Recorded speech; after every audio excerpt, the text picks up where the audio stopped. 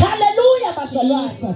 Ngoba uma uphila ungenayo uNkulunkulu uze udle nezinto ezingadliwa.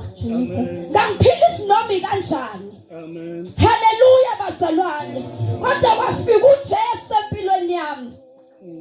Kwafika uJesu onamandla. Kwafika uJesu osindisayo. Kwafika uJesu oshintsha indlela.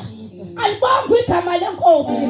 Wasiza impilo yami. Wangivusa ngifile. Ngoba umuntu engazali noKristu bazalwane. Lithi iBhayibheli uma ulifunda encwadini kaTimotheo wokuqala uchapter 5 verse 6 lithi lo asinikele entamaseni kwalelizwe ufile khona. Ngangifile ke nami bazalwane. Ngifile nami ngizithandile ngamawivu kodwa ngifile. Haleluya. Hayi ngangifile bazalwane.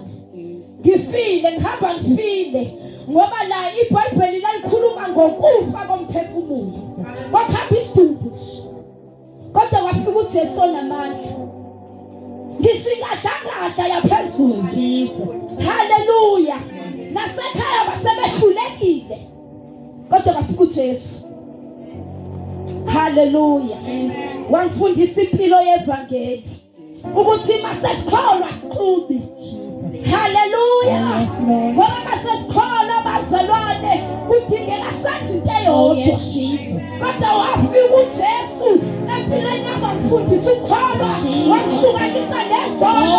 Sasimnandi sikhandela. Ezinye zasimfanele. Kodwa wangihlukanisa nezono. Thank you Jesus. Haleluya. Haleluya. Sisekhona namhlanje zikangifanele mangizidla. Kodwa inkinga ukuthi manje ngimane ngabanzi isandla somdala wezithunzi. Ukuthi noma inyama yami ithifuna isono. Kodwa omdala wezinsuku bazalwane okwazi ukubamba imthambo ehluphayo. Efile omusha bazalwane afuna abamba imthambo yami. Athi siyayihamba le ndlela. Oh Jesus. Ngiyabonga uNkulunkulu bazalwane.